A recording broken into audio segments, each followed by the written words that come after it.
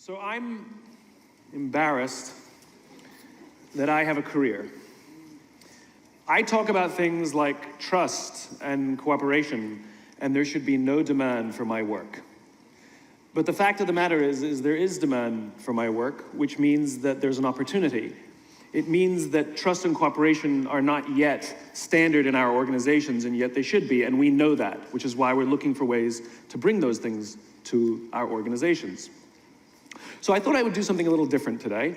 You know, when you're speaking to tens of thousands of people and you have the opportunity to share a message, of course, most rational people would say, let's go with something I've talked about lots of times and I'm really good at, but I'm not normal, so I'm gonna do something completely new, and I hope this works out. There are two things that I think that great leaders need to have: empathy and perspective. And I think these things are very often forgotten. Leaders are so often so concerned about their status or their position in an organization, they actually forget their real job. And the real job of a leader is not about being in charge, it's about taking care of those in our charge. And I don't think people realize this, and I don't think people train for this. When we're junior, our only responsibility is to be good at our jobs. That's all that we really have to do. And some people actually go get advanced educations so that they can be really good at their jobs, accountants or whatever, right? And you show up and you work hard, and the company will give us tons and tons of training how to do our jobs. They'll show us how to use the software, they'll send us away for a few days to get trained in whatever it is that we're doing for the company. And then they expect us to go be good at our jobs. And that's what we do, we work very hard. And if you're good at your job, they'll promote you. And at some point, you'll get promoted to a position where we're now responsible for the people who do the job we used to do, but nobody shows us how to do that. And that's why we get managers and not leaders. Because the reason our managers are micromanaging us is because they actually do know how to do the job better than us. That's what got them promoted. Really what we have to do is go through a transition. Some people make it quickly, some people make it slowly, and unfortunately some people will never make that transition at all. Which is we have to go through this transition of being responsible for the job and then turning into somebody who's now responsible for the people who are responsible for the job. And as I said before, one of the great things that is lacking in most of our companies is that they are not teaching us how to lead. And leadership is a skill like any other. It is a practicable, learnable skill.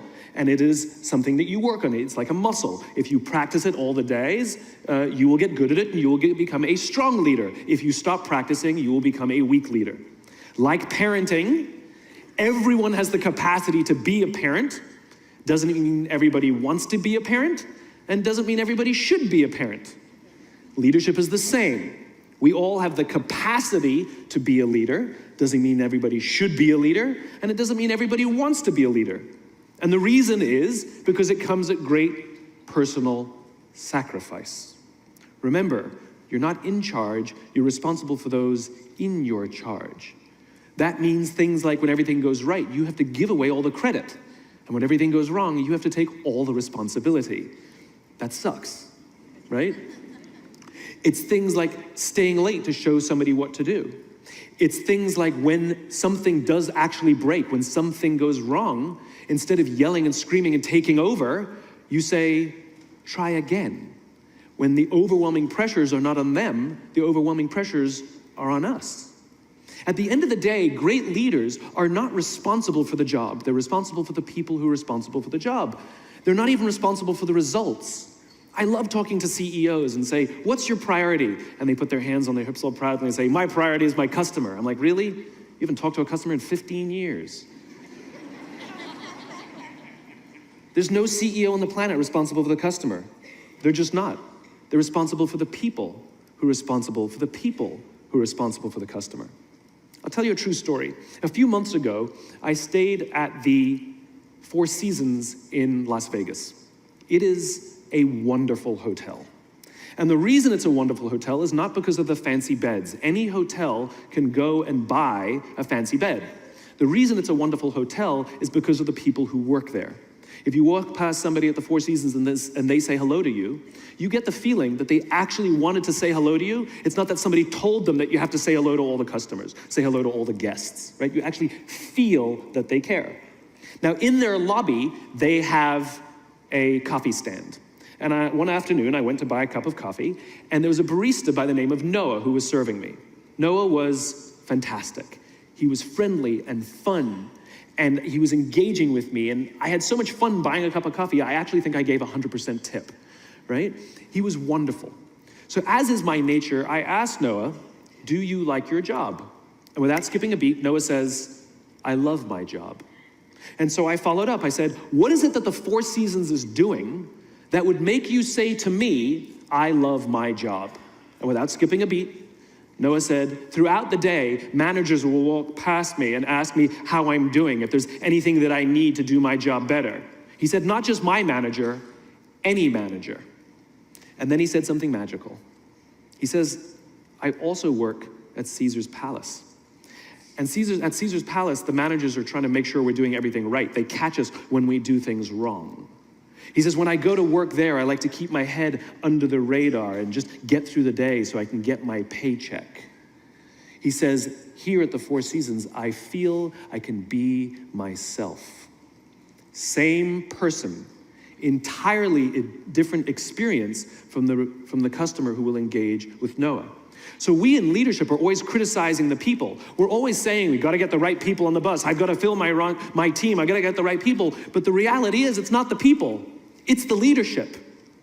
If we create the right environment, we will get people like Noah at the Four Seasons. If we create the wrong environment, we will get people like Noah at Caesar's Palace. It's not the people. And yet we're so quick to hire and fire. You can't hire and fire your children. If your kids are struggling, we don't say, you gotta see at school, you're up for adoption. So why is it that when somebody has performance problems at work, why is it that our instinct is to say, you're out? We do not practice empathy. What does empathy look like? Here's the lack of empathy. This is normal in our business world. You walk into someone's office, someone walks into our office and says, your numbers have been down for the third quarter in a row. You have to pick up your numbers, otherwise I can't guarantee what the future will look like. How inspired do you think that person is to come to work the next day? Here's what empathy looks like. You walk into someone's office, someone walks into your office and says, your numbers are down for the third quarter in a row. Are you okay? I'm worried about you. What's going on? We all have performance issues. Maybe someone's kid is sick. Maybe they're having problems in their marriage. Maybe one of their parents is dying. We don't know what's going on in their lives. And of course it will affect performance at work. Empathy is being concerned about the human being, not just their output. We have, for some reason, our work world has changed over the past 20 and 30 years. We are suffering the side effects of business theories left over from the 80s and 90s. And they are bad for people, and they are bad for business. Let me give you an example. The concept of shareholder supremacy was a theory proposed in the late 1970s. It was popularized in the 80s and 90s. It is now standard form today. You talk to any public company and you ask them their priority and they say maximize shareholder value. Really? That's like a coach prioritizing the needs of the fans over the needs of the players. How are you going to build a winning team with that model? But that's normal today. We don't even perceive it as broken or damaged or wrong or outdated. Remember, the 80s and 90s were boom years with relative peace and a kinder, gentler Cold War. Nobody was practicing hiding under their desks in school anymore. We are no longer in those times. These are no longer boom years. These are no longer peaceful times, and those models cannot work today. Here's another one. Mass layoffs. Using someone's livelihood to balance the books, right? It's so normal in America today that we don't even understand how broken and how damaging it is, not only to human beings, but to business. You know, companies talk about how they want to build trust and cooperation, and they announce a round of layoffs. Do you know the quickest way to destroy trust and destroy cooperation in a business, literally in one day? Lay people off, and everyone gets scared, right? Can you imagine sending someone home to say, honey, I can no longer provide for our family because the company missed its arbitrary projections this year? And forget about the people who lost their job. Think about the people who kept their jobs. Because every single decision a company makes is a piece of communication. And the company has just communicated to everybody else, this is not a meritocracy. We don't care how hard you work or how long you've worked here. If we miss our numbers and you happen to fall on the wrong side of the spreadsheet, I'm sorry, we cannot guarantee employment.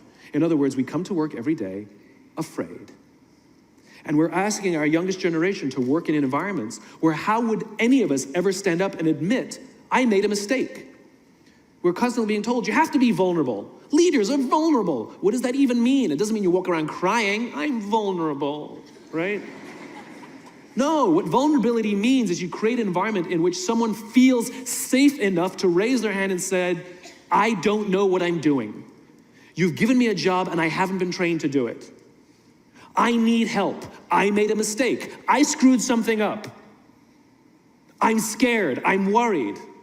All of these things no one would ever admit inside a company because it puts a target on your head in case there's another round. And so we keep it to ourselves. And how can a company ever do well if nobody's ever willing to admit they made a mistake, that's scared, or they don't know what they're doing?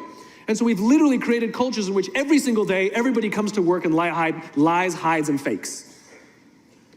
And we're asking our youngest generation to work and succeed and find themselves and build their confidence and overcome their addiction to technology and build strong relationships at work. We're asking them to do this, and these are the environments we've created. We keep saying to them, you're the future leaders. We're the leaders now. We're in control. What are we doing? This is what empathy means. It means if there's an entire generation struggling, maybe it's not them. It's like, you know, the only thing that the common factor in all my failed relationships? Me. Same thing. Oh, we just can't get the right performance out of our people. Maybe it's you, right? It's not a generation. It's not them. They're not difficult or hard to understand. They're human beings like the rest of us, trying to find their way, trying to work in a place where they feel that someone cares about them as a human being. By the way, that's what we all want. In other words, it's not even generational. It's all of us.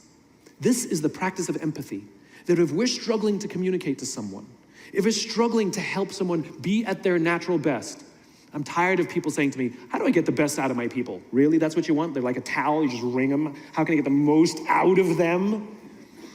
No, how do I help my people be at their natural best? Right? We're not asking these questions. We are not practicing empathy. We have to start by practicing empathy and relate to what they may be going through. And it will profoundly change the decisions we make. It will profoundly change the way we see the world. Someone's driving to work. You're driving to work. And someone wants to cut into your lane. What do? Do you pull your car up, or do you let them in? Most of us pull our cars up and go like this. You wait your turn. Now let's practice empathy. I don't know, maybe they've been out of work for 6 months. Maybe they had trouble getting the kids out to school this morning and now they're running late for a really important interview and they just have to get to this interview and they're gonna cut into our lane. Or maybe they're just a bastard, I don't know. But that's the point. We don't know. We don't know. And the practice of empathy will say, I'll let them in and I'll arrive to work 1 car length late. Right? We don't always have to be right. We don't always have to be in charge. We don't always have to be the one who succeeds. It's not about winning or losing. And that's where I go to the second point. After empathy comes perspective, where it's not about winning or losing. In game theory, there are 2 kinds of games. There are finite games and there are infinite games. And this is how you're going to change your perspective. Right? A finite game is defined as known players, fixed rules, and an agreed upon objective. Baseball, for example. We know the rules, we all agree to the rules, and whoever has more runs at the end of 9 innings is the winner, and the game is over. No one ever says, we can just play 2 more innings, I know we can come back. It doesn't work that way. The game is over, right? That's a finite game. Then you have an infinite game. Infinite games are defined as known and unknown players. The rules are changeable, And the objective is to keep the game in play, to perpetuate the game. When you pit a finite player versus a finite player, the system is stable. Baseball is stable, right? When you pit an infinite player versus an infinite player, the system is also stable. Like the Cold War, for example, because there cannot be a winner and a loser. There are no winners and losers in an infinite game, right? It doesn't exist. And because there are no winners or losers, what ends up happening in the infinite contest is players drop out when they run out of the will or the resources to play. But there's no winners or losers. Problems arise when you pit a finite player versus an infinite player, because a finite player is playing to win, and an infinite player is playing to keep the game going, right? This is what happened to us in Vietnam. We were playing to win, and the Vietnamese were fighting for their lives. We were the ones who got stuck in quagmire. This is the Soviet Union and Afghanistan. They were trying to beat the Mujahideen, and the Mujahideen would fight for as long as is necessary. Quagmire. Now let's look at business. The game of business has pre-existed or has existed long before every single company that exists on this planet today. And it will outlast every single company that exists on this planet today. There's no winning the game of business. And the reason is because we haven't agreed to the rules. I get such a kick out of this. You realize how many companies actually don't know the game they're in, right? Listen to the language that the companies use. We're trying to beat our competition. We're trying to be number one. Did you know that we were ranked number one? Look at the listing. Based on what criteria? Revenues, profits, market share, square footage, number of employees. Based on what time frame? A quarter, a year, 5 years, 10 years, 20 years, 50 years, 100 years? I haven't agreed to those standards. How can you declare yourself the winner? How can you declare yourself number one where no one else in the game has agreed to the rules? It's arbitrary. There is no winning because there's no end. In other words, companies are playing finite games. Listen to their language. They're trying to beat their competition. What does that even mean? It's the leaders and the companies that understand the game that they're in and organize their resources and their decision-making around the infinite contest that outlast and frustrate their competition. All the companies that we refer to as the exceptions, Southwest Airlines, Apple Computers, Harley-Davidson, they're the exception. No, they're playing the infinite contest. They frustrate their competition. Is what happens. That's what happens, because they're not playing to win. Jim Senegal, the founder of Costco, which is the only real company that gives Walmart a run for its money, he says public companies are looking to succeed for the quarter. He says, we're looking for the next 50 years. You can hear him. He's playing the infinite contest. I spoke at a leadership summit for Microsoft. I also spoke at a leadership summit for Apple. Now, at the Microsoft Summit, I would say 70% of the executives, and this was under the Steve Ballmer days, I would say about 70% of the executives spent about 70% of their presentations talking about how to beat Apple. At the Apple Summit, 100% of the executives spent 100% of their presentations talking about how to help teachers teach and how to help students learn. One was obsessed with their competition, the other one was obsessed with where they're going. So at the end of my presentation at Microsoft, they gave me a gift. They gave me the new Zune, which was the competitor to the iPod Touch when it was a thing, right? And I have to tell you, this piece of technology was spectacular. It was beautiful. The user interface was incredible. The design was amazing. It was intuitive. It was one of the most beautiful, elegant pieces of technology I'd ever seen, right? Now, it didn't work with iTunes, which is an entirely different problem. I couldn't use it. But that's something else. I'm sitting in the back of a taxi with a senior Apple executive, sort of employee number 12 kind of guy, and I decide to stir the pot. And I turn to him and I say, you know, I spoke at a Microsoft summit, and they gave me their new Zune, and I have to tell you, it is so much better than your iPod Touch. And he turned to me and said, I have no doubt. Conversation over.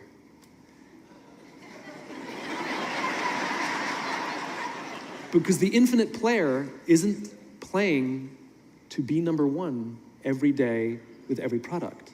They're playing to outlast the competition. If I had said to Microsoft, oh, I've got the new iPod Touch, it's so much better than your new Zune, they would have said, can we see it? What does it do? We have to see it. Because one is obsessed with their competition, the other is obsessed with why they do what they do, the other is obsessed with where they're going. And the reason Apple frustrates their competition is because secretly, they're not even competing against them. They're competing against themselves. And they understand that sometimes you're a little bit ahead, and sometimes you're a little bit behind. And sometimes your product is better, and sometimes you're not. But if you wake up every single morning and compete against yourself, how do I make our products better than they were yesterday? How do I take care of our customers better than we did yesterday? How do we advance our cause more efficiently, more productively than we did yesterday? How do we find new solutions to advance our calling, our cause, our purpose, our belief, our why every single day? What you'll find is over time, you will probably be ahead more often. Those who play the infinite game understand it's not about the battle, it's about the war. And they don't play to win every day. And they frustrate their competition until their competition drops out of the game. Every single bankruptcy, almost every merger and acquisition is basically a company saying we no longer have the will or the resources to continue to play, and we have no choice to either drop out of the game or merge our resources with another player so that we can stay in the game. That's what that is. And if you think about the number of bankruptcies and mergers and acquisitions, it's kind of proof that most companies don't even know the game they're in. You want to be a great leader, start with empathy. You want to be a great leader, change your perspective and play the game you're actually playing. Thank you very much.